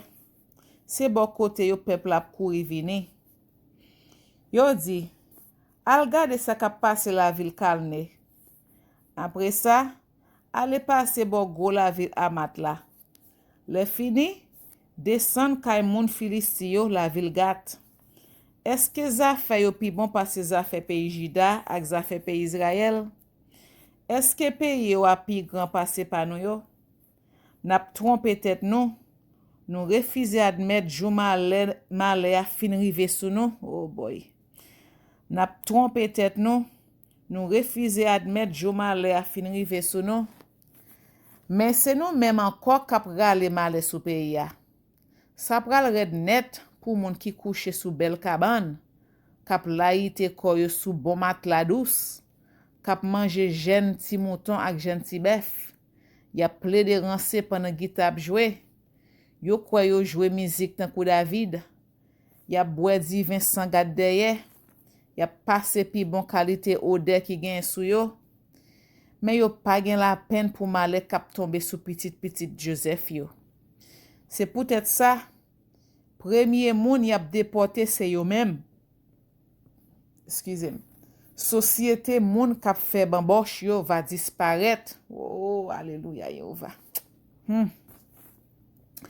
Yehova, bon Dieu, sel met là, te fait serment sous tête li. Mais avertissement Yehova, bon Dieu, qui gen tout pouvoir bay. Mwen pa ka supporter l'orgueil peuple Israël là, gen nan keli. Mwen pa ka wè gros kay a ple de bati yo. Ma plage capital la nan men l'ennemi ak tout moun la dan. Si gen 10 garçon nan yon kay ki rete, yap touye yo. Le yon fami moun mouri, va vin pran la cadavre la en dan ka la pour la l'enterrer. La parler ak moun ki nan fon kay la mande, est-ce que gen moun la encore akou? Yon voix va répondre, non, pas gen. Le sa la dit, pe bouche nou, pa nou men non bon Dieu nan bagay sa. Men l'ord Yehova bay, yap krasé gros kayo en miyet moso. Yap démoli ti kayo. Est-ce que choual ka kouri sous glasi? Est-ce que moun ka raboure l'anme avec bœuf? Mais nous-mêmes, nous fait la justice tourner poison. Nous fait innocent passer pour coupable. Nous fait que nous content parce que nous prenons la ville au débat. N'a ple de dire, oh oui, c'est avec force courage nous prenons kon lan. Mais ça Yehova, les mêmes qui bon Dieu qui gagne tout pouvoir dit. Nous-mêmes, mon Israël, m'a fait une nation levée derrière nous. Oui, c'est moi-même k'ap fait ça. C'est moi-même k'ap fait ça. Yon nation k'ap prend pays nan men nou. Yon nation qui pral peze nous depuis dans Pas Amat dans nord rive Jouk Ravine Araba dans sud. Amen. Chapitre 6 Amos lan fini. Qu'on y a fait chapitre 9 là qui c'est dernier chapitre pour nous faire que Saint-Esprit inspiré nous. Jugement Yehova. Moi fait une vision. Moi ouais Yehova camper sous l'autel là. Li dit comme ça. Frappez tête poteau temple en jouk toute galerie a tremblé. Krasé tête poteau yo pour yo tomber en miette mosso sous tête moun yo.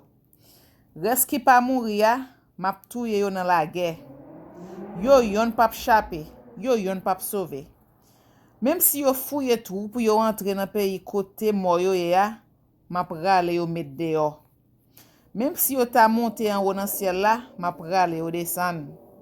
Si al cache sous tête mon camel, m'a cherche yo, m'a mette même sou yo. Si al cache pour moi dans fond la mer, m'a bay gros serpent la mer à l'ordre pour le morde yo. Si l'ennemi fait yo prisonnier pour le t'amener yo aller quitter pays yo, m'a bay l'autre touye yo. M'a voye j'aime sou yo, mais fois ça, c'est pas pour bien yo, c'est va pour malheur yo. Yehova, bon Dieu qui gagne tout pouvoir, ap uniquement la terre ap prend trembler. Tout le monde qui rete sous la terre ap nan la peine. La terre ap monter, l'ap gonfler. Et puis l'ap baisser tant coup de l'eau la rivière Nil. Yehova bâti kali en haut dans ciel là. Li mette voûte ciel là en l'air la terre. Li rale de l'eau la mer, li vide sous toute la terre. Yo rele li Yehova. Oui, c'est comme ça yo rele. Mais ça Yehova dit encore. Nous-mêmes mon Israël yo, moi considérer nous connaît à même gens ak moun l'Éthiopie yo. C'est moi-même pas vrai qui te fait peuple Israël la sorti quitter pays l'Égypte. C'est pas moi-même tout qui te fait moun Philistie sorti quitter l'île la Crète et puis qui te fait moun Syrie sorti la ville Kir. Moi voyager sous peuple Israël là. Moi ouais Jean yo la ge koyo nan fait ça qui mal.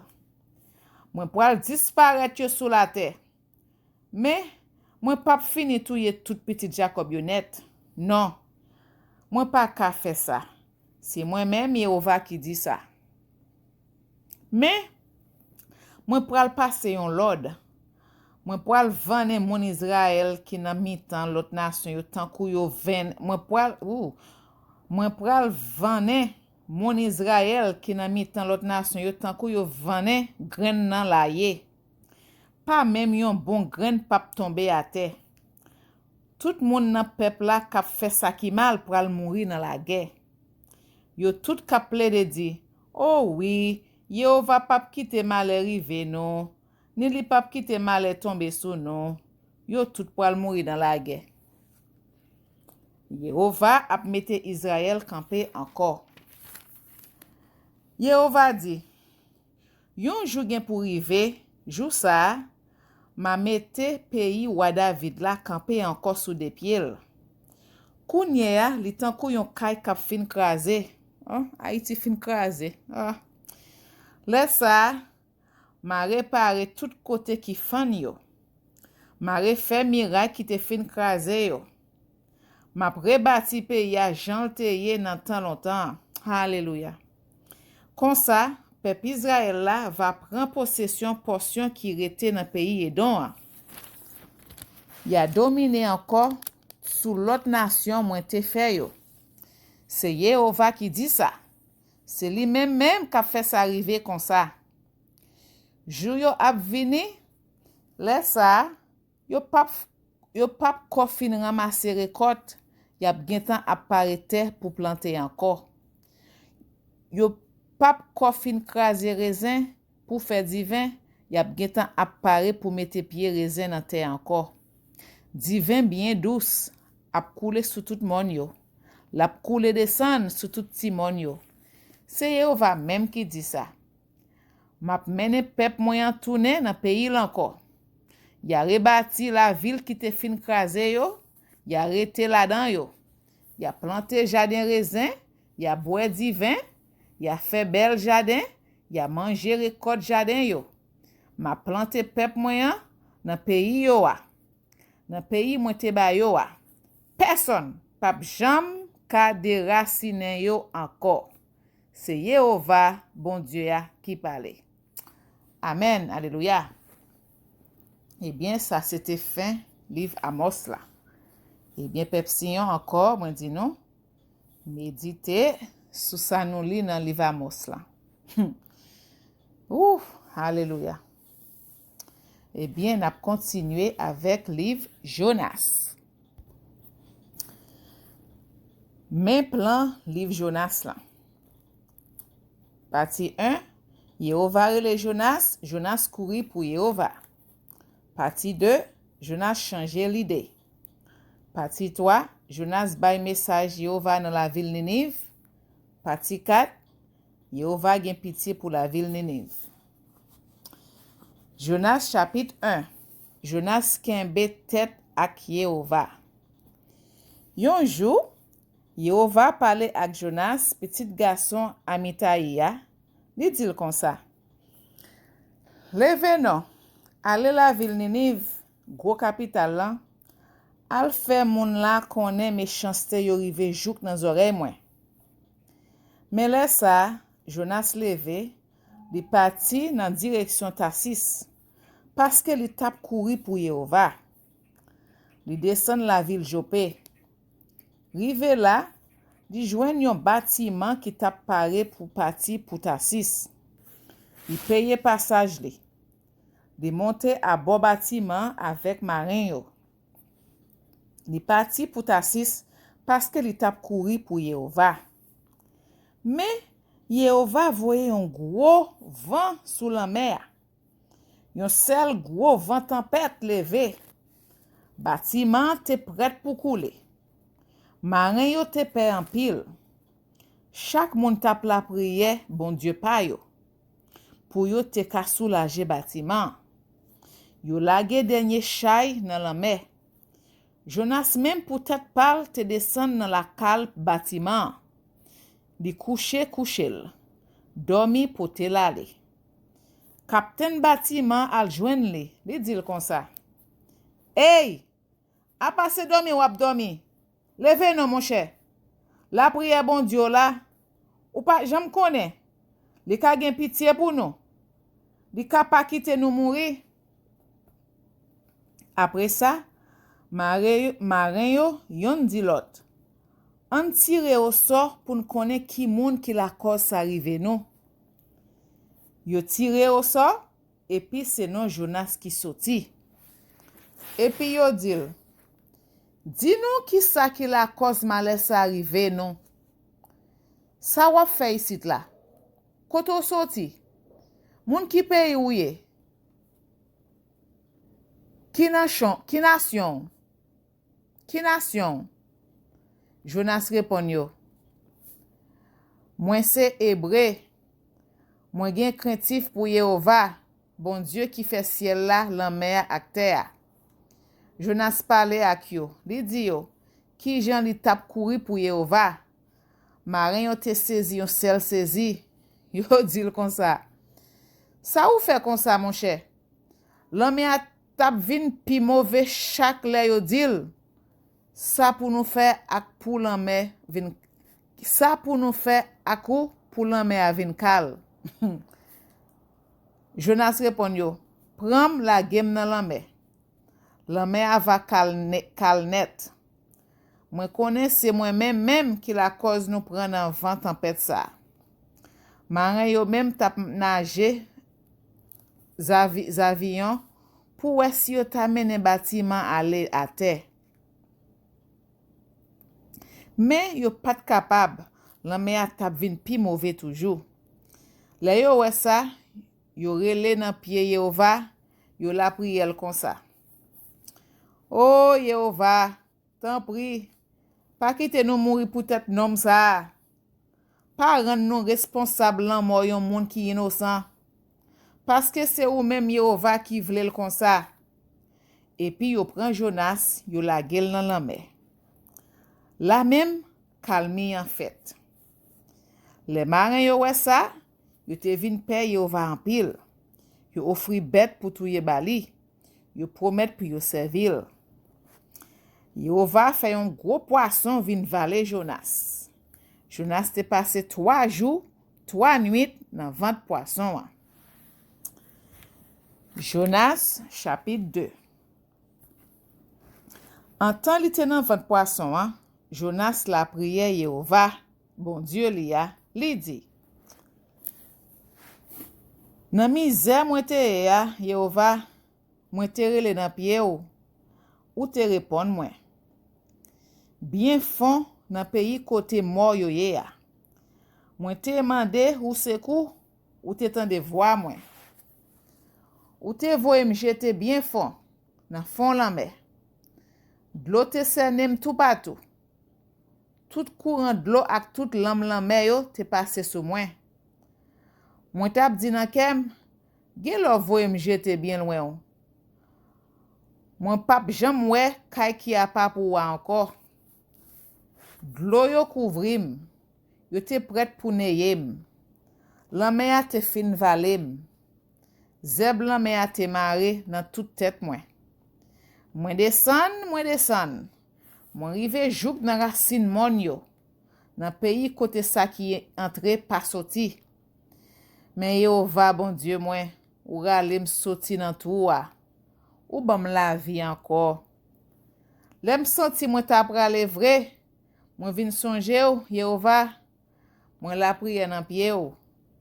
Koto chita nan temp ki a pa ou lan, ou tandem. Moun kap servi idol ki pa vo anyen yo, se moun ki vire do ba Yehova ki bay fave. Mais, map chante pou m fè louanjou, ma ofri bête pou yo touye pou ou, ma kenbe engagement mwen te pran, se Yehova ki délivrance non. Laisse ça, Yehova bay poisson en l'ordre pour lui vomir Jonas sur rivaille la mer. Alléluia. Jonas chapitre 3. Jonas bay message Yehova la ville Nénive. Yehova parlait une deuxième fois encore avec Jonas. Li dit comme ça. Levez non. Allez la ville Nénive. Gros capital là. Fè yo konnen message mwen te ba ou pou yo a. C'est comme ça Jonas leve, la le la ville Ninive, Jean Yehova te dit là. Ninive te yon gros la ville qui mande 3 jours pour marcher sorti nan yon bout aller nan l'autre bout là. Jonas entre dans la ville là. Li fè yon journée ap marcher. Et puis li prend parler ak moun yo. Li di yo kon sa. Nan 40 jours, la ville Ninive pral disparaître. Moun la ville yo te kwe nan message Yehova. Yo bay l'ordre pour tout moun malere kou grenèg, rete sans manger, pour yo mette rat sak sou yo pour montrer jan yo nan la peine pour tout mal yo te fait. Nouvelle l'arrive nan zorey wa la ville Ninive la. Li leve sou fauteuil li ya, li wete bel rat ki te sou li ya, li mette rat sak sou li. Le fini, li chita a terre nan san di fe. Li voye fè yon publikasyon nan toute la ville la, li di kon sa. Men l'autre roi ensemble ak l'autre chef li yo bay. Personne pa pou manger anyen. Ni moun, ni bœuf, ni mouton, tout pour rete sans manger, sans boire. Tout moun va gen rat sak sou yo. Tout bête va nan la peine. Tout moun va la prière Yehova ak tout kè yo. Ya kite tout mauvais zak ak tout méchanceté yo te kon fè nan la vie yo. Nou pa jam konnen, Yehova ka chanje l'idée, la regrette sa li tap pral fè ya, li pap fâché sou nou encore. Kon sa, nou pap mouri. Yehova wè sa yo tap fè ya, li wè yo te soti pou yo chanje la vie yo vrai. C'est kon sa li chanje l'idée, li pa pini yo encore, Jean li te di li tap pral pini yo wa. Alléluia. Jonas, chapitre 4. Jonas fâché, Yehova répond-le. Jonas pas content même le li wè ça. Ça te fait fâché en pile. Li la prière Yehova, li dit comme ça. Ah, Yehova, mais ça m'tap dit ah oui, lèm te nan pays m'lan. C'est ça même oui, moi pas vle rive ya. C'est peut-être ça moi te vle al cacher dans pays Tarsis. Moi connais ou c'est un bon Dieu qui gen bon cœur, qui gen pitié pour nous. Ou pas faire colère facile. Ou pas jambe suspendre remen nous, c'est vrai. Ou toujours paré pour pardonner moun, pour changer l'idée pour pas pini yo. Kounye Yehova, ou met tout yem fini ak ça, m'pito mouri parce pour m'vivre pour moi bagay ça devant jem. Yehova répondre. Qui raison ou gagné pour fâcher comme ça? Jonas quitte la ville là, l'aller sous bord soleil levé, li chita. Le fini, li fait yon tunnel, li chita dans l'ombraille en bas tunnel là. L'aptan pour l'ouest ça qui pral rive dans la ville là. Le ça, Yehova, bon Dieu fait yon ti pied masqué ti poussé. Li fait rive yon ti hauteur, pi ou passe Jonas pour mettre yon ti l'ombraille sous tête li, pour li ka sentil pi à l'aise. Jonas te content en pile de li wè pied masqué ti ya. Mais nan demain matin, en vent bajou cassé, Yehova fait yon mawoka piqué pied masqué ti ya. Pied masqué ti ya mouri. Le fini, le soleil fin levé, Yehova fait yon sel vent laisse souffler bien chaud. Jonas te prêt pour perdre connaissance avec chalet soleil là qui t'a battu li sous tête. Monsieur mande mouri, li dit comme ça. Pitom tout mouri m'fini ak ça. Mais Yehova mande l comme ça. Jonas, ou quoi ou gen raison fâché comme ça pour yon ti pied masqué ti? Jonas répondit, oui, moi gen raison fâché. M'fâché pour mourir. Laisse ça, Yehova répondit, ah, ou prend la peine pour yon ti pied masqué ti qui pas coûté ou rien. C'est pas ou qui te fait le grandir. Li prend yon seul nuit pour le grandir. Après yon seul jour li mouri. Et puis ou pas ta vle m'prend la peine pour la ville Ninive, gros capital ça, côté qui gen dépassé 120,000 ti moun innocent, moun qui pas connaît ni ça qui bien ni ça qui mal, ensemble avec yon quantité bête. Eh bien, Pepsiyon, c'est fin li Jonas la ça. Eh bien, na méditer sous li, na relire encore, na prier, ok? Na mande Yehova question sous li, si gen bagay nou ta vle gen plus lumière sous li. Eh bien, Pepsiyon, c'était prière pour premier jour, grand jeûne, 3 nuits, 3 jours. C'est ça, c'est lecture biblique ça yo, écriture saint ça yo, que le Saint-Esprit de vous, Kakadash, t'a inspiré nous faire pour vous. Eh bien, si on va inspirer ou l'autre lecture, que vous faites, ok? Donc, c'est un, ça yo, c'est suggestion, c'est ça, cet esprit inspiré nous, eh bien, pour nous encourager, pour nous aider, prier pendant jeûne 3 nuits, 3 jours ça. Eh bien, on va partager prière toute façon capable avec tout le monde capable. Et bien encore, c'était grand prophète Chantal Isia avec YouTube channel. Wait a minute, m'boko fini. Oh. Moi poko fini. Faut moi lire Genesis pour nous 18. Oh. Thank you Holy Ghost. Thank you Saint-Esprit. Ah, OK. Oui Pepsi. So, excusez-moi, il faut que moi lis Genesis 18, chapitre 18, verset 16 à 33 et chapitre 19. Côté Abraham a intercédé pour ville Sodome. Eh bien, Genesis chapitre 18, sorti dans verset 16, arrivé dans verset 33. Abraham demandé grâce pour Sodome. Mesye yo leve, yo pati, yo mette tête sous Sodome.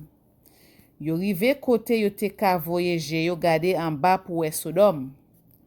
Abraham même tap marché ak yo. Li tap kondi yo mette pi devan sou route la. Yehova di nan kel, mwen pa kapap kache Abraham sa m pral fè ya. Pitit li yo pral tourne yon gros nation ki va gen pouvoi. Gremesi Abraham, tout nation sur la terre pral jwen bénédiction. Mwen te chwazil pou te pase pitit li yo ak tout res famil kap vin apre li yo l'od, pi yo marche nan chemin Yehova met devan yo, pi yo fè sa ki korek ak sa ki droit devan Yehova. C'est kon sa ma fè pou li tout sa mwen te promet li ya. Apre sa, Yehova di, se pati kras bagay yap di sou moun Sodome ak moun Gomor, paske peche moun sa yo lou an pil. Map desen pou mwen ak je mwen si sa yap di sou yo a se vre. Si se pa vre, ma konen. Mesye yo pati, yo mette tête sou Sodome. Men Yehova te rete ak Abraham. Abraham proche bo kote Yehova li mandel. Eske se vre ou pral touye inosan yon sama koupab yo? Si gen 50 moun inosan nan la vil la, eske yap detwi tout la vil la? Eske wap detwi tout la vil la? Esko pap fe pa la vil la pou tèt 50 inosan sa yo? Ah, pou di wap fe inosan peri ak koupab, se pa posib. Ou pa ka fe sa? Se l'injustice pou inosan gen même so ak koupab. Non, sa pa ka fet. Yehova kap jije tout moun sou terre pa ka nan fe l'injustice. Yehova repon, si mwen jwen 50 inosan nan la vil Sodome, ma fe pa tout la vil la, pou tèt 50 inosan sa yo. Abraham parle encore li di, eskize mwen, Yehova, si ou permet mwen parler encore. Se moun ase mwen ye, mwen pa gen dwa di wanyen, men si se 45 moun inosan selman ou jwen, esko pral detwi tout la vil la, paske manke 5 pou fe 50 lan. Yehova repon, si mwen jwen 45 inosan selman, mwen pap detwi la vil la. Abraham parle encore li di, ou pa jam konen, ka gen 40 inosan ase. Yehova repon, si gen 40 inosan, mwen pap detwi la vil la. Abraham di, tan pri, Yehova, pa fache sou mwen non? Map di yon ti mou anko. Ou pa jam konen, ou ka jwen 30 inosan ase nan la vil la. Yehova repon, si mwen jwen 30, map fe pa la vil la. Abraham di, eskize mwen, Yehova, si sou permet mwen pale toujou. Men si pose ou jwen 20 inosan selman. Yehova repone, si mwen jwen 20 inosan, m'a fait pas la vil la. Abraham dit encore, tant prie, Yehova, pas fâché sous moi, non? Pas fâché sous moi, non? M'a dit un dernier mot. Si ou jwen 10 innocents assez, Yehova repone, si moi jwen 10 innocents, m'a fait pas la vil la. Après li fin parler avec Abraham, Yehova al fait route li. Abraham même tourne la caille. Genèse chapitre 19. Péché moun Sodome yo. Des anges Yehova yo rive Sodome na swè. Lot te chita bo portail la vil la. Wè yo li leve lal kontre yo. Li bese tèt li jouk a terre pou l di yo bonjour. Li di, Mesye, mwen la pou m'servi nou. Tan pri, vin la kay mwen. Na ka lave pied nou, na pase nuit lan la. Demain matin na leve, na repren route nou. Mesye yo repon, non, nou pral pase nuit la sou la place la. Men lot te force yo si telman, yal la kali avel. Lot pare yon bon manje pou yo, li fe pain sans lait de vin, epi yo manje. Yo pat encore couché, les messieurs la ville Sodome yo, jeune garçon couvrier, tonton, sene kailan. Tout garçon dans la ville lan te kouri vini, yo rele lot yo dil kon sa. Kote mesye qui vin passe nuit la kay ou aswaya, fè yo soti vin jwen non pour nous coucher ak yo. L'autre soti al jwen yo nan papot lan. Li ferme pot la derrière dol. Li di yo kon sa. Tant pri mes amis, pas fait bagay sal sa. Gade mwen gen deux petites filles qui ti fi toujours. Map mene yo ban nou met fè sa nou vle avec yo. Mais pas fait mesye sa yo rien, parce que mwen recevoy yo la kay mwen fait pour me protéger yo. Men yo di, wete ko la, se moun vini ou ye, ki sa ou ye ato pou vin di nou sa pou nou fe? Sispon fè radot la, anvan nou pa fè opi mal, pase yo. Sa ou tande ya, yo bourade lot, epi yo proche pou yo defonse pot la. Men de mesye yo ki te an dan longe men yo rale lot entri an dan, epi yo ferme pot la. Le fini, yo vegle tout mesye ki te devan pot kay la. Depi pi piti ya, jouk pi gran. Se kon sa mesye yo tap vire tourne a droite a gauche, yo pat kapab jwen kote pot kay la te ye. Lot kite la vil Sodom. De mesye yo pale ak lot, yo dil kon sa. Ki moun ankor gen nan la vil la? Pran bo fi ou yo, petit garçon yo, ak petit fi ou yo, ansam ak tout bagay ou gen nan la vil la, mette kode yo. Nou pral detui tout boy sit la. Yo va te tende, tout sa yo tap di sou moun la vil sa. Li voye nou detwil.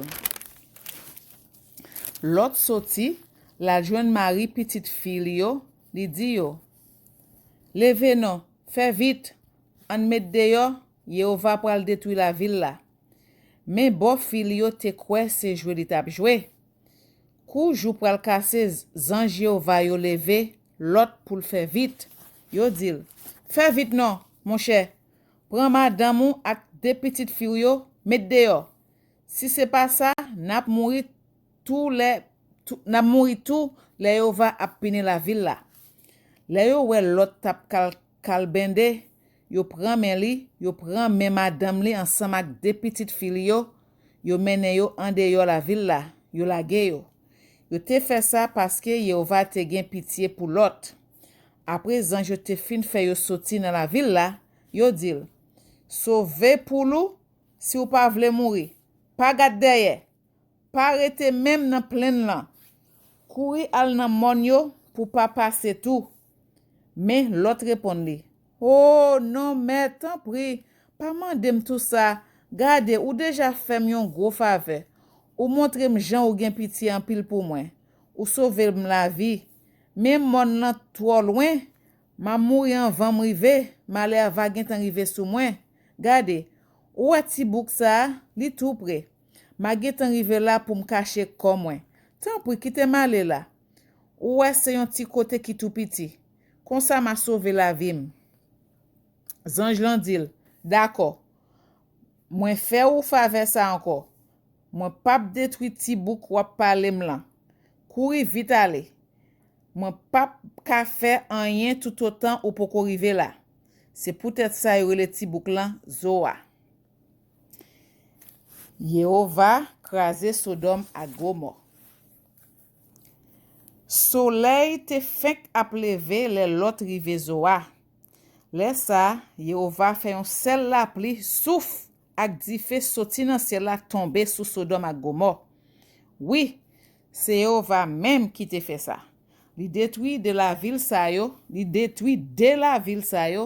ak tout plaine lan ensemble ak tout moun qui te rete dans la ville yo, ak tout plante qui t'a poussé dans terre. Mais madame Lot vire gade derrière. La même li tourne yon gros estaticel. Nan grand matin, Abraham leve, la le kote li te kampe a pale ak Yehova, li voyeje l bo Sodom ak Gomor, li we tout plaine lan. Epi li rete kon sa, li we gros la fime ap monte soti nan teya tankou la fime kap leve nan yon gros founo di fe. Se kon sa, le Yehova tap detwi la vil yo nan plaine lan. Li sonje Abraham, li fe lot chape en ba male, li tap pral lage sou la vil kote li te rete ya.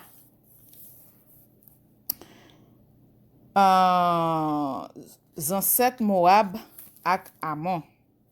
Men, lot te père rete nan bouk Zoa, se konsa li même ak de petit fili yo soti Zoa, yo monte yal rete nan mon yo. Yo fe kayo nan yon gros trou roche, pi grand fia di pipiti ya. Papa nou ap fin grand moun, pa gen garson nan pe ya pou marye ak nou pou nou ka fe petit jan sa fet tout patou. Vini non, an nou fe papa bwe di 20 jouk li sou, apre sa na couche avel. Kon sa, na fe petit pou papa nou. Men jou sa, le a so rive, yo fe papa yo bwe di 20 jouk li sou, pi grand fia couche ak papal. Men papa te si telman sou li pat konan yen. Nan demen pi grand di piti ya. Yeswa mwen te couche ak papam. Aswa se tou pa ou. Na fel bwe di 20 anko jouk li sou. E pi wava couche avel. Pou nou de nou kapab fe petit pou papa nou. Se kon sa, le aswa rive, yo fe papa bwe di 20 anko jouk li sou. E pi piti ya couche avel. Men fwa sa, anko, lot pat konen anyen. Se kon sa, de petit fi lot yo vin enceinte pou papa yo. Pi gran, fè yon petit garçon li rele l Moab. Se li menm ki zanset moun Moab yo ki la jouk kounye ya. Pi piti ya tou, fè yon petit garçon li rele l Benami. Se li menm ki zanset moun Amon yo ki la jouk jodi ya. Ebyen, pep siyon, se fin Genèse chapit 19 lan. Mwen di Saint-Esprit di fe mersi li te rappele pou m fè lektu sa pou nou. Nou we, Yehova kon detwi la vil. Nou we peche eta on pe prive. Yo san respect pou Yehova. Yo pa gen krentif du tout. Ebyen, mem jantou, gade sa petit lot yo fe. Ouais, parce que c'est dans la ville l'autre là yo te levé, yon comprend dans ville Sodome nan yo te levé, yo pa gen crainte pour Yehova et yo connaît pas yo pas doit faire ça.